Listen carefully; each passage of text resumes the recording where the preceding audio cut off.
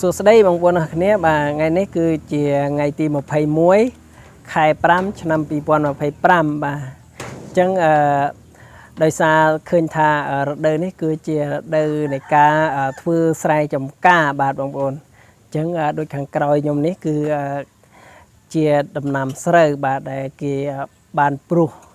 ប្រហែលជាមួយអាទិត្យហើយបាទបងប្អូនប៉ុន្តែដោយសារតែមេឃអត់ទាន់មានភ្លៀងធ្លាក់ទៀតក៏ធ្វើឲ្យយើងមើលទៅរៀងហួតហែងបាទមានដុះមកខៀវល្ងិតល្មមដែរបាទបងប្អូនអញ្ចឹងសម្រាប់ថ្ងៃនេះខ្ញុំមានផលិតផលមួយប្រភេទយកមកចែករំលែកដល់បងប្អូនទាំងអស់គ្នាឲ្យបានយល់និងបានដឹងតាក់ទងទៅនឹងវិធីប្រើប្រាស់និងអត្ថប្រយោជន៍របស់វាបាទនេះបាទដែលមានឈ្មោះថាបៃតូគ្រីនបាទបងប្អូនដែលជាប្រភេទសារเพิ่มความสุขបាទអញ្ចឹងដែលជាប្រភេទសារធាតុបន្ថែមសេចក្តីសុខដល់រុក្ខជាតិបាទបងប្អូនបាទដែលវាមានលក្ខណៈពិសេសគឺส่งเสริมการเจริญเติบโตของพืชทั่วทั้งลำต้นបាទอันนี้คือវាជាប្រភេទសារធាតុបន្ថែមការរីកលូតលាស់របស់រុក្ខជាតិទាំង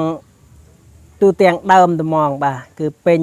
ទាំងដើមផ្នែកដងដើមស្លឹកតែម្ដងបាទអញ្ចឹង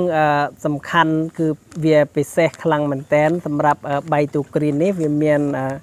10កញ្ចប់តូចនៅខាងក្នុងណាបងប្អូនបាទអញ្ចឹង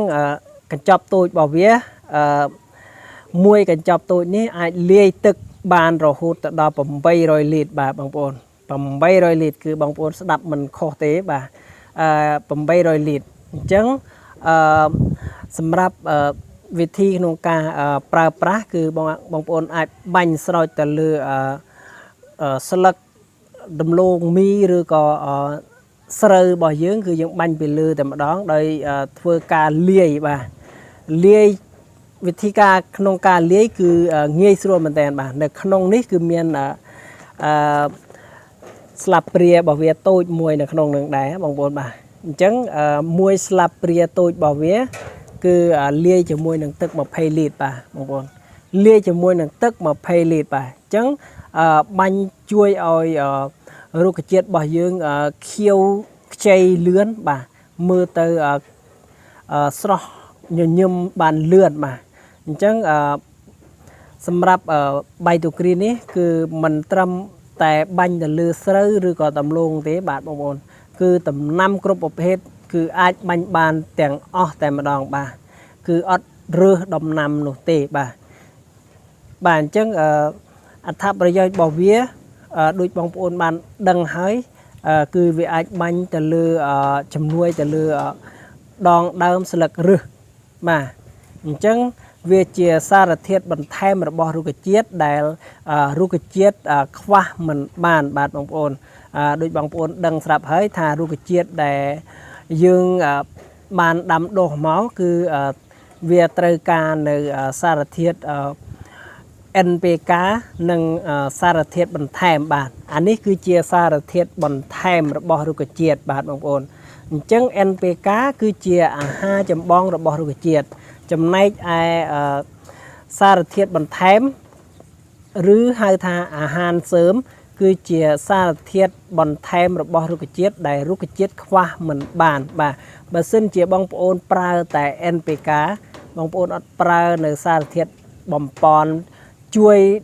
វាបន្ថែមអញ្ចឹងលទ្ធផលក៏មិនបានល្អនោះដែរបាទដោយសារអីដោយសារតែយើងឲ្យអត់បានគ្រប់ទៅតាមតម្រូវការរបស់វាឧទាហរណ៍ដូចជាមនុស្សយើងអញ្ចឹងយើងហូបបាយហើយចាំបាច់ត្រូវមានសម្លហូបទៅជាមួយដែរទើបរាងកាយរបស់យើងរីកលូតលាស់ធំធាត់បានល្អមែនអត់បាទអញ្ចឹងដំណាំក៏ដូចគ្នាបើសិនជាយើងឲ្យវាតែបាយយើងអត់ឲ្យវាមកហូបអញ្ចឹងវាហូបតែបាយវាអត់មានសារធាតុអីបំពន់ដល់វាទេអញ្ចឹងធ្វើឲ្យដងដើមរបស់វាក៏វាអត់ល្អដែរវាគេហៅថា ខ្វះជីជាតិណាបាទបងប្អូនអញ្ចឹងធ្វើឲ្យមានអាការៈស្វិតសពូនអីទៅបាទអញ្ចឹងនៅពេលដែលថ្ងៃក្តៅអីតិចតួចគឺធ្វើឲ្យវាងាយចាញ់ងាយនឹងសពូនងាប់តែម្ដងបាទតែបើសិនតែយើងឲ្យវាគ្រប់តាមតម្រូវការរបស់វាអញ្ចឹងវាមានភាពរឹងមាំធន់នឹងអាកាសធាតុបាទដូចបៃតូក្រីននេះតែម្ដងបាទនៅពេលដែលយើងបាញ់ហើយវាជួយឲ្យស្លឹករបស់រុក្ខជាតិធ្វើការស្រូបយកពន្លឺថ្ងៃបានល្អហើយធ្វើរស្មីសំយោគនៅក្នុងដងដើមស្លឹកនៅក្នុងដំណាំរបស់យើងបានល្អផងដែរបាទអញ្ចឹងគឺពិសេសខ្លាំងមែនទែនសម្រាប់បៃតូក្រីនបាទសម្រាប់បងប្អូនដែលចង់បានអាចតាក់ទងតាមលេខទូរស័ព្ទខាងក្រោមនេះបានបាទបើចង់បានតម្លៃពិសេសគឺបងប្អូនតាក់ទងតាមលេខហ្នឹងគឺមិនខុសទេបាទបងប្អូនបាទអញ្ចឹងសម្រាប់វីដេអូនេះគឺមានតែប៉ុណ្្នឹងបាទសូមអរគុណ